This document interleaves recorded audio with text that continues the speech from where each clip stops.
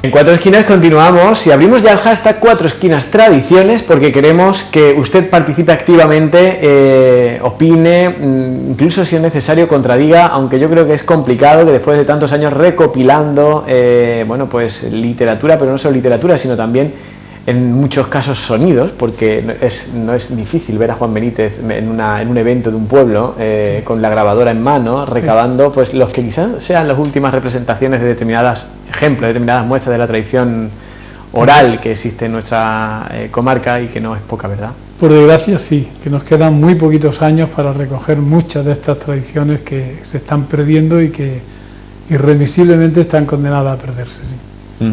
Bueno, pues vamos ya a meterle mano al asunto de hoy porque en febrero teníamos muchas fiestas, hemos tenido ocasión de hablar del Jueves de Compadres, de la Candelaria, de San Cecilio incluso, que desconocía que estaba tan vinculada a Antequera, por lo menos en una generación anterior o no hace demasiados años quizá, pero no en la actualidad tanto. Y hoy creo que es inexcusable hablar de este señor que vemos ya en imágenes, que es otro santo, en esta ocasión San Blas.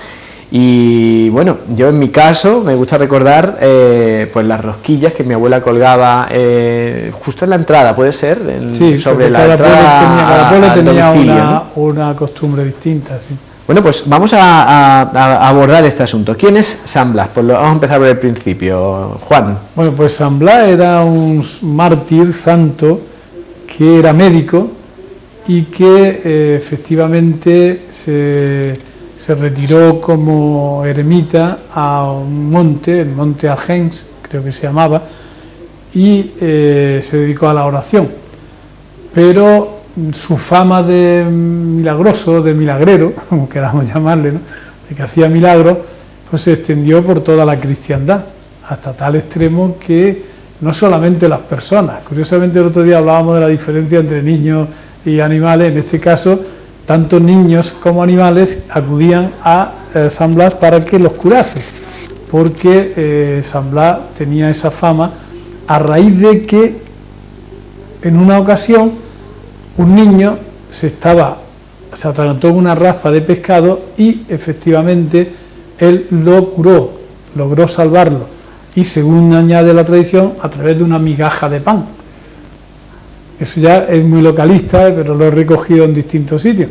Y de hecho, cuando alguien tiene una raspa, lo primero que hace es comer migas de pan y tragársela lo menos masticada posible, porque parece que arrastra la raspa pequeña esa, ¿no? Entonces, los animales, cuentan sus biógrafos, que instintivamente iban al monte de Argen para que los curase San Blas, y si estaba en oración, se sentaban, dice la tradición, y no le molestaban, pero en el momento en el que efectivamente dejaba de rezar, los animales iban para que los curase. Entonces, ahí precisamente, siguiendo a los animales que iban a que los curase, en época del emperador, creo que era Licinio o algo así, no me acuerdo bien cuál era, pues fue cogido y fue detenido y mártir, ¿no? Por eso se dice que es el patrón o el santo que cura las enfermedades de la garganta, y es el patrono en este caso de los otorrinos. Y la costumbre es que ese día pues iban todas las familias con unos cestos, con unas rosquillas, iban a la iglesia y se bendecía ese pan.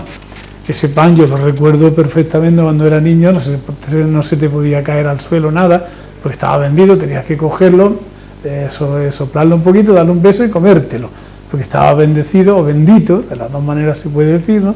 Y entonces había que comérselo, y eso decía que al comer una rosca bendecida ese día te preservaba de los males de garganta durante todo el año.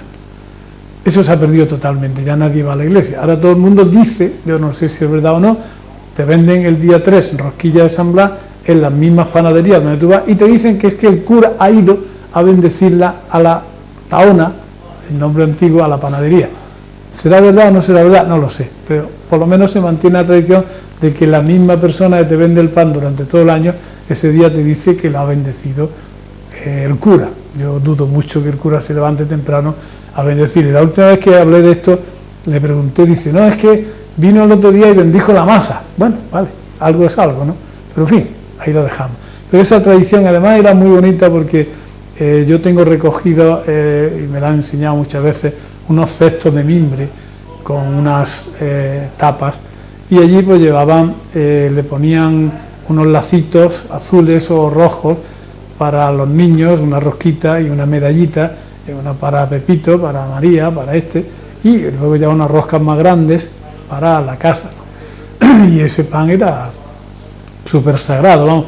Y luego lo que tú dices, algunos lo guardaban, ese pan podía evitar o podía servir para evitar muchas enfermedades. En algunos sitios incluso solían ponerlo cuando había tormenta, detrás de las casas, a puerta cerrada, ponían una vela o algo a Santa Bárbara, que era la patrona de esto, y ponían ese pan para evitar precisamente, no sé por qué, hacían esa costumbre de mano. Y esto ha estado muy extendido. Ten en cuenta que San Blas llegó a tener hasta 50 y tantas o 90 y tantas, no lo tengo por aquí la cifra, pero no lo tengo a mano, sí, muy fuera, pero 35 iglesias bajo su nombre. O sea que en la iglesia de entonces hubiese 35 iglesias dedicadas a San Blas, mismo que hay una dedicada a San Juan, otra al Carmen, otra no sé qué, pues 35 iglesias dedicadas a San Blas ya era mucho. Y es muy interesante incluso su repercusión en la literatura. Yo he traído unos cuantos refranes muy curiosos que merece la pena que los comentemos. Y es: por San Blas la cigüeña verás, y si no la vieres, año de nieves. Quiere decir que por esta época es cuando solían venir a los pueblos las cigüeñas. Y si efectivamente no aparecía, la gente ya empezaba a temblar porque decía, va a haber nieve.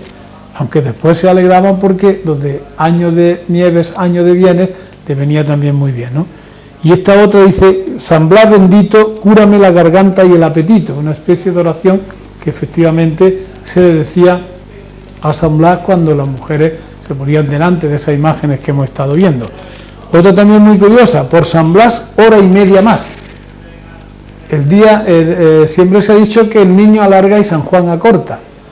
Pues precisamente por esta época, que ya estamos a un mes y pico ahí estamos viendo unas rosquillas propias de San Blas. En algunos sitios se hacía así de dulce, por esta zona es solo pan. Sí, porque ahí no suena solo pan, pero eso no. Esto me pero sin raro. embargo, en algunos sitios es que San Blas es patrón de muchísimos pueblos. Si alguien se mete en internet verá que son miles los pueblos que hay, y sobre todo es el patrón de Dubrovnik, que allí hace una fiesta enorme que curiosamente ha sido declarada Patrimonio Cultural Inmaterial de la Humanidad desde el año 2009, o sea, antes que el flamenco fue declarada esta fiesta de Dubrovnik como fiesta inmaterial de la cultural inmaterial. Y luego, pues, lo que todo el mundo, cuando llegaba allí ese día con la canasta, lo que rezaba era: por la intercesión de San Blas, te preserve Dios, decía el cura, del mal de garganta y de cualquier otro mal. Es curioso porque esa tradición se ha perdido totalmente, ya nadie va a la iglesia que le bendiga la rosca. Ya te digo que hagamos caso y creamos lo que nos dice nuestra panadería, de que ese día el cura ha ido temprano y la ha bendecido. Yo lo dudo mucho, pero en fin, sea bueno o no, tampoco. Si uno y Juan, tiene fe, aprovecho la ocasión, los hornazos, ¿estos de la misma época? Porque yo recuerdo haberlos comido por una fecha muy próxima. Los hornazos es más bien propio en algunos pueblos aquí, concretamente en dos muy localizados, que es en el pueblo de San Marcos y en Casabermeja. Es por San Marcos, es la romería de San Marcos. Que es en abril. Bueno, sí, pues eso ya entonces lo hablaremos en abril cuando llegue su momento. Bueno, se parecía mucho una tradición, digamos, religiosa, cultural, gastronómica, de la que hoy hemos hablado, que es la rosquilla de San Blas. Y yo creo que después de esta conversación, de este ratito de escuchar a Juan Benítez, cuando entremos en la casa de nuestros padres, de nuestros abuelos, y veamos la rosquita colgada, porque en mi caso sigue existiendo, la suelen tener. Sabremos un poquito más de por qué está allí la rosca, ¿no? Que muchas veces no siempre se entretienen en contarnos estas historias. Juan Benítez, muchas gracias, y como siempre animamos a la gente a que escriba lo que considere oportuno, si tiene algún tipo de recuerdo, a Cuatro Esquinas Tradiciones.